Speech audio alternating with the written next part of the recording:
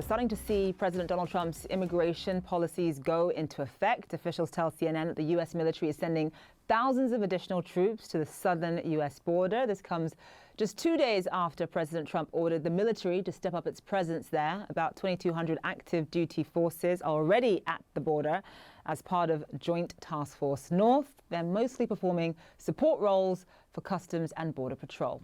Officials say the new arrivals will be doing much of the same, as they're not authorized to perform any sort of law enforcement role. Let's bring in Natasha Bertrand, who's at the Pentagon, for us. So, Natasha, what more do we know at this point? Yeah, Zane, so we know at this point that the U.S. military is ordering thousands of additional active duty troops to the border to augment Customs and Border Patrol activities and mission operations down there. But they're not going to be engaged in any kind of law enforcement role, because that is actually banned by a law, by a centuries-old law called posse comitatus, which prevents the U.S. military from being used domestically for law enforcement purposes. So they're primarily going to be, doing things like data entry, transportation of migrants around different facilities, intelligence support, as well as some additional support in air operations. But they're not going to be engaging extensively in the day-to-day with migrants. But still, this is significant because it does make good on President Trump's promise just earlier this week that he is going to augment the presence of the U.S. military at the border. Now, as you said, there are roughly 2,200 active duty troops already at the border, and they are supported by Texas National Guard contingent there. And so what this is going to do is essentially lay the groundwork, we're told, for an even bigger military footprint to be sent in the coming weeks and months to the border. This is not, something that the president can, just in terms of ordering them to engage in law enforcement functions. This is something that the president has the authority to do under the Insurrection Act. And he has said, in an executive order issued Monday, that if within 90 days, he and the Secretary of Defense determine that the border is not under control and that more resources need to be used to control the flow of migrants across the border, then he can invoke the Insurrection Act, which would then allow the U.S. military to perform those law enforcement functions like arrests, searches, and seizures, as well as seizing drugs. And so this is something that we need to watch for. But for now, this is really just President Trump and the Department of Defense making good on their promise to augment, Customs and Border Patrol, as well as DHS more broadly, their resources at the southern border, as they have been stretched thin in recent years with the ongoing flow of migrants across the U.S.-Mexico border, Zane.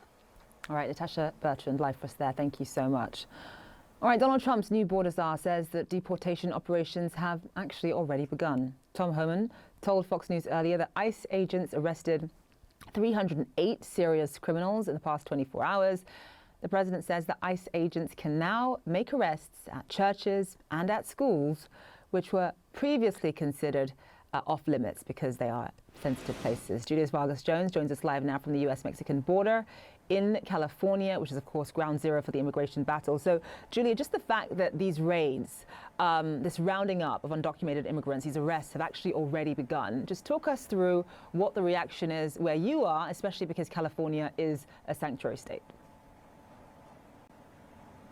Yeah, exactly, Zane. Look, people are scared. We're talking to folks who are saying it's fear and uncertainty. That's what's being brought here, both for people who are in the immigration system. So folks who are already in the process, who have a piece of paper, Zane, that says that they can stay in the United States through their immigration process. They are quite fearful at this point because they don't know what will happen. There's just been so many changes. And yes, California is a sanctuary state. It's also home to dozens of sanctuary cities. But at this point, people don't know, and officials here don't know. People who work with migrants don't know what will come of this. There's just been too much so quickly. We spoke yesterday with a family from Venezuela who came over and who said, look, yes, we got our appointment for asylum. We had our initial interview, but we don't know if this program will even be standing by the time that we get to the end of this process. And another thing that happened that I think is important to note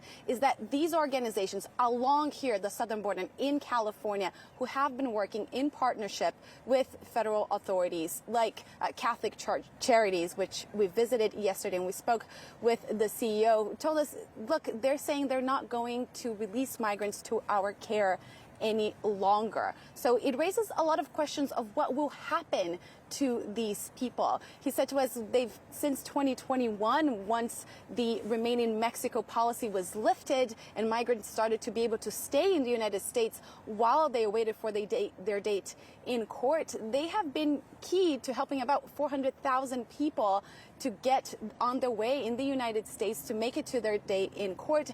And now where will they go? Will they be held in detention centers here in the United States? Will they be dropped off in these cities across the U.S. border to be on their own, or will they be told to stay in Mexico? All of this just adding to the uncertainty, Zane, that we're feeling here at the U.S.-Mexico border. President Donald Trump's promise of mass deportations in the U.S. is causing panic and anxiety among immigrant communities. His administration issuing new directives, including one that allows immigration authorities to arrest people near and inside places previously considered off limits, and that includes schools and churches. CNN's Ed Lavandera visited one Texas city that's now preparing for raids.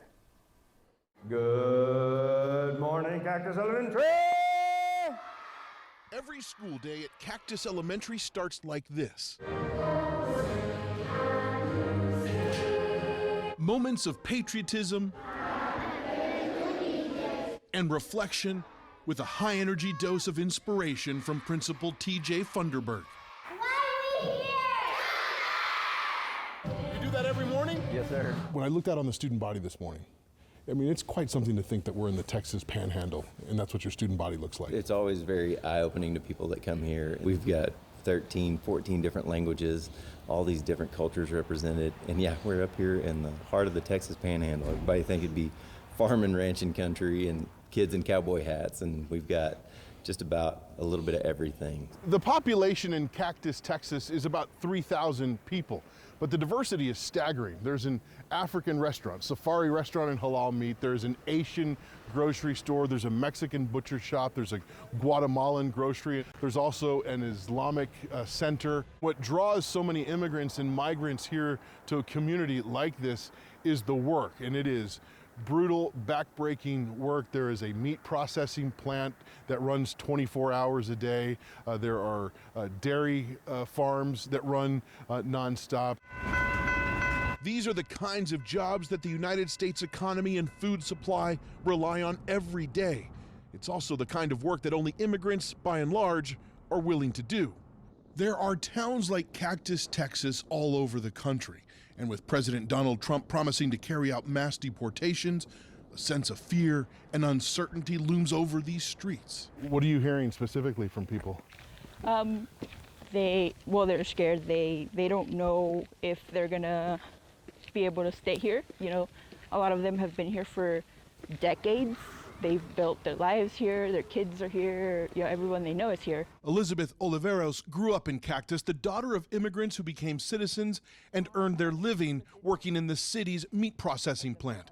She went away to college, became a lawyer, and moved back to Cactus to work as an immigration attorney. And if there were to be mass deportations here in this city, what would happen to it? It'd be quite empty, I think. There's a lot of people here that don't have status, that keep a lot of the businesses, the smaller businesses around here running. So if immigrants leave, I don't know where they're gonna find workers as hardworking as some of the immigrants. As we walked the streets of Cactus, it was clear that most residents, regardless of their immigration status, didn't want to speak with us on camera, and especially didn't want to talk about President Trump's deportation dreams. You know, I don't like politics. I don't like. The fear among many in this town and other agricultural communities across the country is that vital food production would be paralyzed and communities torn apart. The meat processing plant here says it only hires people authorized to work. Under different management in 2006, the plant was raided by immigration authorities. About 300 people suspected of identity theft or being in the country illegally were detained, many of them deported. Elizabeth Oliveros remembers the day clearly. I was in elementary school, and I remember they had to keep us because they didn't know how many of us, our parents were gone. And a lot of my friends, their parents were gone. Wow. they got deported. 9. The children at Cactus Elementary are mostly oblivious to the political storms brewing outside these school walls. Principal TJ Funderburg is bracing for whatever comes next. It's just the unknown that scares me to death. He says as many as half the kids in the school could have undocumented family members. These are the kinds of places where the reality of mass deportations could play out. To the people who are going to be making these decisions about deportations, whether it's mass deportations, just broad or targeted, what's your message to them? Just, I mean, come talk to me. come meet these kids. I